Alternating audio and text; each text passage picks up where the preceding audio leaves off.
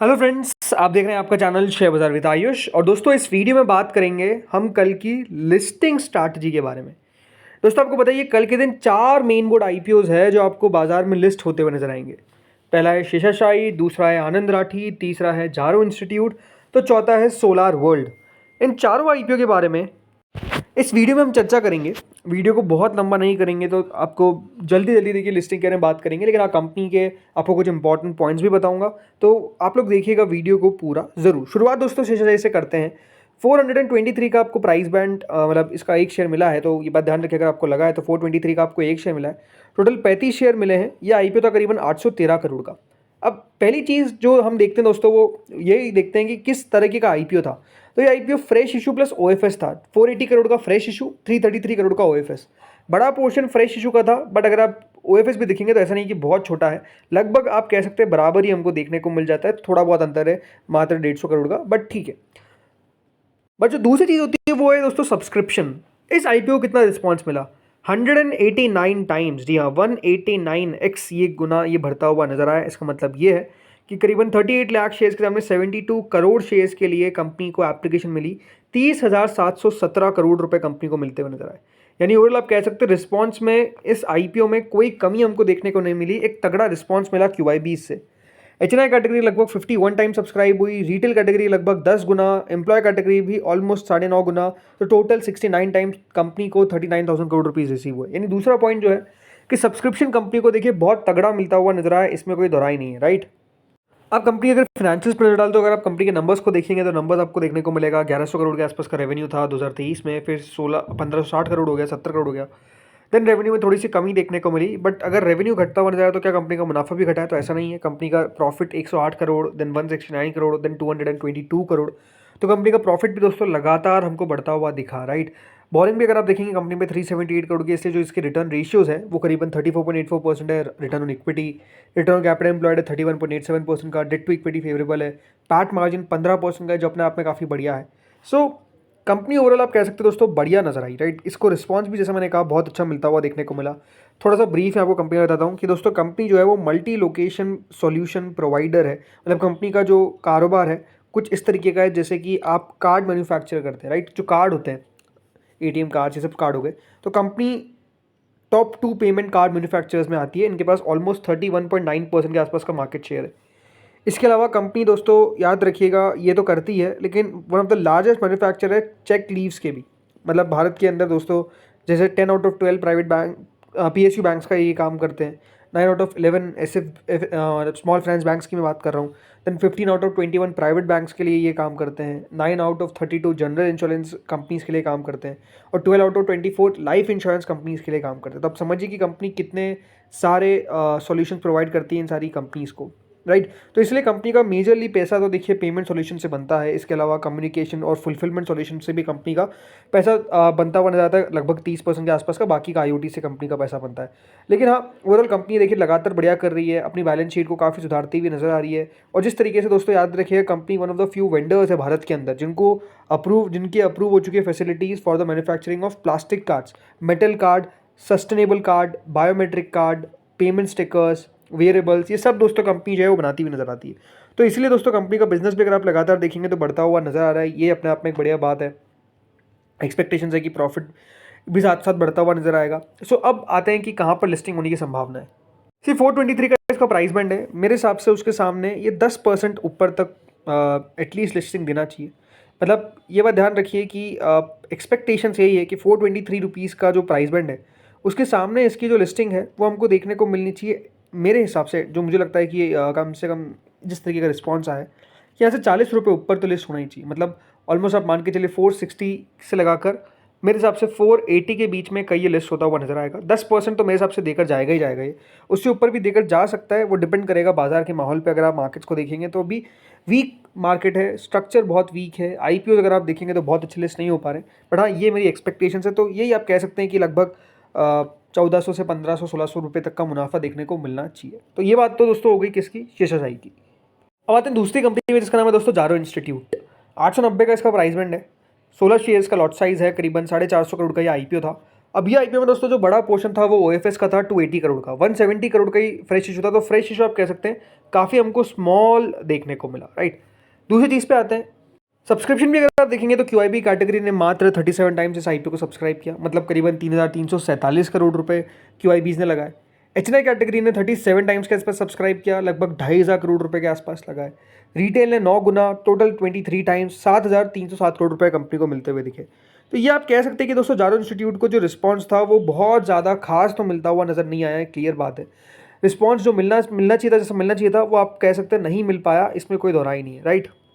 अब अगर जारो के नंबर्स भी आप देखेंगे तो नंबर्स यहाँ पर एक ही साल की दे रखे हैं, लेकिन आपको मैं बता देता हूँ कि FY25 में तो चलिए कंपनी का रेवेन्यू लगभग 250 करोड़ के आसपास का देखने को मिला, विद प्रॉफिट ऑफ 51 करोड़, जो अपने आप में बढ़िया है। इससे पिछले साल कंपनी का 200 करोड़ के आसपास का रेवेन्यू था और कंपनी का प्रॉफिट था 38 करोड़ का।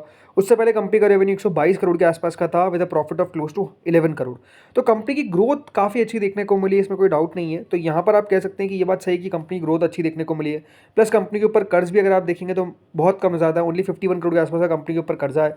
रिटर्न रेशियोज इस कंपनी की भी दोस्तों काफ़ी बढ़िया आप कह सकते हैं, 35% के आसपास का ROE, ROC ऑलमोस्ट 37% का, पैट मार्जिन लगभग 20% का, तो ये भी अपने आप में काफ़ी बढ़िया है।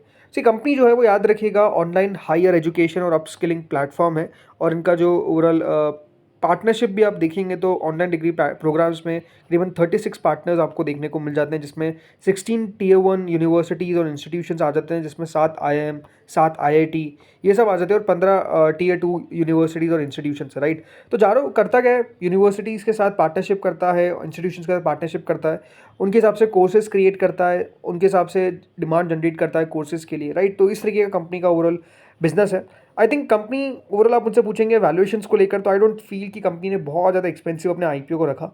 आई थिंक एजुकेशन एक ऐसा सेक्टर है भारत के अंदर जो लगातार ग्रो करता हुआ दिख रहा है, राइट। तो ये अपने आप में आप कह सकते हैं काफ़ी बढ़िया है। प्लस इस कंपनी की खासियत आपको बताता हूँ कि कंपनी का प्रॉफिटेबिलिटी अपने आप में बहुत शानदार है, और बिजनेस भी एसेट लाइट है, राइट। तो ऐसा नहीं कि कंपनी यहाँ पर अपने बिजनेस को लेवरेज नहीं कर सकती है, लेवरेज भी कर सकती है, और स्केलेबिलिटी भी अब मुझे लगता है कि काफ़ी अच्छी कंपनी के लिए दिखती है, राइट। और ये बात ध्यान रखिए, एजुकेशन सेक्टर के अंदर पैसा बनाना बहुत मुश्किल है, ये साफ बात है।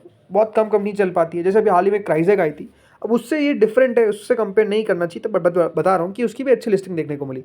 सो अब ये कहाँ तक कल लिस्ट हो सकता है, राइट। सो ये बात ध्यान रखिए, प्राइस बैंड जो है वो इसका करीबन 890 के आसपास का है, राइट। आपको 890 रुपये का एक शेयर मिलता हुआ दिख रहा है। GMP के हिसाब से भी अगर देखा जाए तो डिमांड कह सकते हैं इतनी कुछ खास नज़र नहीं आई, रिस्पॉन्स थोड़ा सा लो ही था, बट आई फील कि यहाँ पर भी दोस्तों लिस्टिंग पार टू प्रीमियम 890 से लगाकर मेरे हिसाब से देखिए जो लिस्टिंग है वो लगभग 925 रुपये तक हो सकती है।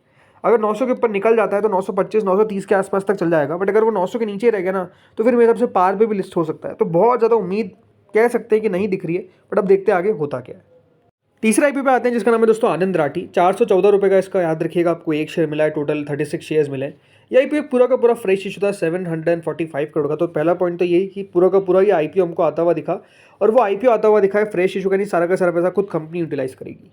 सेकंड चीज़ रिस्पॉन्स, कंपनी को करीबन 46 टाइम्स दोस्तों क्यूआईबी से रिस्पॉन्स मिला, 6,700 करोड़ रुपए लगाए गए। एचएनआई ने 30 गुना सब्सक्राइब किया, रिटेल ने 5 गुना, एम्प्लॉय ने 2 गुना, 3 गुना, मतलब टोटल 21 टाइम्स इशू को रिस्पॉन्स आप कह सकते हो उतना कुछ खास नहीं मिला। 11,448 करोड़ रुपए कंपनी को मिलते हुए दिखे, राइट। तीसरी चीज़ कंपनी के फाइनेंशियल्स को अगर आप दोस्तों देखेंगे तो कंपनी के फाइनेंशियल्स आपको कुछ इस तरीके से नजर आते हैं कि रेवेन्यू कंपनी का लगातार बढ़ता हुआ दिखा है, काफ़ी जिस तरीके से देखिए इक्विटी में बूम आता हुआ दिखा है। इनकी बिजनेस भी अगर आप देखेंगे लगातार ग्रो कर रहा है, 847 करोड़ के आसपास का रेवेन्यू आ गया with 103 crore profit. Plus boring जरूर है 905 करोड़ के आसपास की, लेकिन ओवरऑल आप रिटर्न रेशियोज देखेंगे तो वो आपको ठीक ठाक नजर आ जाते हैं। 23% का रिटर्न ऑन इक्विटी है, 21% का ROE है, राइट। कंपनी का अगर आपको थोड़ा बताऊँ तो दोस्तों कंपनी याद रखिएगा one of the oldest full service brokerage house है, और कंपनी का जो कारोबार है वो है ब्रोकिंग सर्विसेज प्रोवाइड करना, डिस्ट्रीब्यूशन ऑफ फाइनेंशियल प्रोडक्ट्स, जिसमें कंपनी आनंद राठी के ब्रांड के तहत अपने फाइनेंशियल प्रोडक्ट्स बेचती है। इसके अलावा MTF फैसिलिटी जो है वो प्रोवाइड करती है। कंपनी की खास बात क्या है, कंपनी का दोस्तों याद रखिएगा हाईएस्ट एवरेज रेवेन्यू पर ब्रोकिंग क्लाइंट है पूरी इंडस्ट्री में। तो ये अपने आप में कह सकते हैं कि किस तरीके से कंपनी ने बिजनेस चलाती है वो आप देख सकते हैं। कंपनी का प्रेजेंस भी अच्छी खासे है भारत के अंदर, ऐसा नहीं कि कंपनी नहीं मिलती है, राइट। कंपनी ये चाह रही है कि कंपनी अपना जो नॉन ब्रोकिंग वर्टिकल है उसको 50% पर लेकर आए, ताकि डी रिस्क हो जाए, बिकॉज बाजार की वॉलिटिलिटी का हमेशा एक बार ध्यान रखिए, इस बिजनेस पर असर पड़ेगा। बाजार अच्छा करेगा तो ब्रोकिंग बिजनेसेस बहुत बढ़िया करेंगे, बट बाजार खराब करेगा जैसे अभी आप देख सकते हैं, राइट। तो लोग छिटकते हुए नजर आते हैं, लोग छोड़ते रहते हैं, मतलब काफ़ी लोग देखिए फिर शेयर बाजार से दूर चल जाते हैं, वो सब चीज़ें हमको देखने को मिलती है। तो ये हमेशा एक याद रखिए नेगेटिव बना रहेगा इसके साथ। अब आए लिस्टिंग पे, तो देखिए लिस्टिंग जो इसका प्राइस बैंड है राइट, वो आता हुआ नजर आया 414 के आसपास का। रिस्पॉन्स आप कह सकते हैं ठीक ठाक मिलता हुआ नजर आया। आई फील कि ये लिस्ट नेगेटिव तो नहीं होगा, बट मेरे हिसाब से प्रीमियम पर ही होगा, एटलीस्ट 5%, ये आप मान के चलिए। मेरे हिसाब से दोस्तों जो इसकी कल लिस्टिंग है वो देखने को मिलनी चाहिए आपको 430 लगाकर 450 के बीच में। इसके तहत ये कहीं भी आपको लिस्ट होता हुआ नजर आ सकता है, ये मेरी एक्सपेक्टेशंस है, ठीक है। बाकी लॉन्ग टर्म के हिसाब से कंपनी आई डोंट फील कि देखिए खराब है, बट हाँ यहाँ पर ये बात ध्यान रखिए, इक्विटी में जिस तरीके से उतार चढ़ाव आता रहेगा उससे बिजनेस पर असर पड़ेगा, और इसलिए अभी कह सकते हैं कि इनको अभी शॉर्ट टर्म में रखना हो सकता है कि थोड़ा सा आपको जोखिम साबित हो, राइट। और दोस्तों आखिरी कंपनी में, इसका नाम है solar world energy solutions, right. ये भी का लिस्ट होगा 351 का इसका प्राइस बैंड है, 42 शेयर्स का लॉट साइज है करीबन, या आईपीओ था 490 करोड़ का, जिसमें मेजरली फ्रेश इशू था 440 करोड़ का, ठीक है।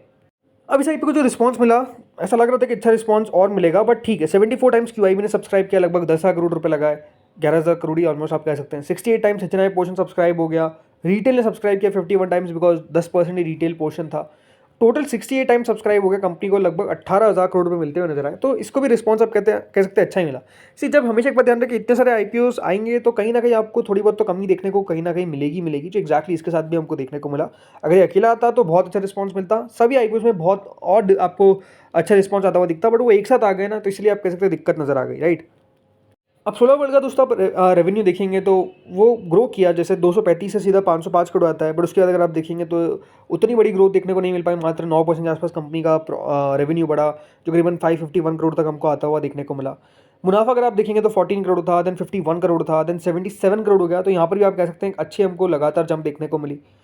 अब अगर सोलर वर्ल्ड के बारे में थोड़ा सा आपको दोस्तों बताऊं, तो कंपनी ये बात ध्यान रखिए, एक रिन्यूएबल एनर्जी सॉल्यूशन प्रोवाइडर है, राइट। कंपनी का मेजर काम है ईपीसी सर्विसेज प्रोवाइड करना for solar power projects. Company ये बात ध्यान रखिएगा, बैटरी एनर्जी स्टोरेज सिस्टम के अंदर भी आने वाली है, तो कंपनी ऑलरेडी मतलब एंटर कर चुकी है, तो ये अपने आप में एक और पॉजिटिव है, बिकॉज बीईएसएस सेगमेंट काफ़ी बढ़िया करता हुआ नजर आता है। कंपनी की क्लाइंट लिस्ट अगर आप देखेंगे तो बहुत अच्छी क्लाइंट लिस्ट है, मतलब इसके अंदर SGVN, Haldiram snacks, ethnic foods, फिर RUNVL, GUVNL, राइट, ये सब कंपनी आपको नजर आ जाती है। कंपनी के प्रोजेक्ट्स भी अभी अच्छे खासे चलते हुए नजर आ रहे हैं, ऑर्डर भी बताया जाता है कि करीबन 2,500 करोड़ के आसपास की है, तो ये दिखाता है कि कंपनी की रेवेन्यू विजिबिलिटी क्लियर है, राइट। तो ये सारे फैक्टर जो आप कह सकते हैं पॉजिटिव नजर आते हैं इस कंपनी के लिए। कंपनी काफ़ी हाई मार्जिन प्रोजेक्ट्स करती है, ये बात ध्यान रखिए, नॉर्थ ईस्ट इंडिया के अंदर, इसलिए इनकी जो मार्जिन्स है वो भी हायर देखने को मिले, बट हो सकता है कि FY26 में थोड़े से कंपनी के मार्जिन्स में आपको कमी देखने को मिले, ये एक फैक्टर इन करके आपको चलना पड़ेगा। बट हाँ, अब आते हैं लिस्टिंग पे। तो देखिए कंपनी का जो प्राइस बैंड आया है वो है दोस्तों 351 का। आई फील जिस तरीके का रिस्पांस मिलता हुआ देखने को मिला, एटलीस्ट ये आपको 5% तो देखा जाएगा, और 10% भी मेरे हिसाब से देखा जा सकता है। मेरे हिसाब से दोस्तों ये जो कंपनी है ये लगभग लिस्ट होगी कल के दिन 370 से लगाकर 390 के बीच में, इसके बीच में कहीं लिस्टिंग होनी चाहिए। अब लिस्टिंग रेंज थोड़ी सी बड़ी है, उसके पीछे का रीज़न है बिकॉज आप कह सकते हैं कि इतने सारे आईपीओ आ गए, प्लस बाजार भी अगर आप देखेंगे तो उतार चढ़ाव भरा है, इसलिए कुछ कह नहीं सकते कि क्या होता हुआ नजर आएगा। जैसे आज आप कह सकते हैं गणेश कंज्यूमर प्रोडक्ट्स 8% नीचे खुल गया, बल्कि इतनी भी कोई खराब कंपनी थी, लेकिन ऐसा ही होता हुआ नजर आया। सो ये दोस्तों इन चारों आईपीओस पे मेरा अनुमान है किस तरीके की लिस्टिंग हो सकती है। कंपनी ओवरऑल दोस्तों चारों अगर आप देखेंगे तो बुरी नहीं है, बट बाजार बुरा है, तो ये आप नहीं कह सकते कि देखिए शॉर्ट टर्म में गिर नहीं सकते, ऑब्वियस बात है गिर सकते हैं। बाजार रिकवर कर गया तो होता है बढ़िया भी कर जाए, बट वो डिपेंड करेगा बाजार पे, राइट, किस तरीके का रिस्पॉन्स आ रहा है। सेलिंग प्रेशर बहुत देखने को मिल रहा है अभी आईपीओस में, मतलब जिन भी देखिए ये FIDI को मिलता है वो बेचते हुए दिख रहे हैं, ये भी अपना अपना एक फैक्टर है। तो दोस्तों इस वीडियो में इतना ही था, होपफुली आपको वीडियो बढ़िया लगा होगा। अगर आपको अच्छा लगा तो लाइक कर देना, चैनल से पहली बार जुड़े सब्सक्राइब कर देना। Thank you friends watching this video.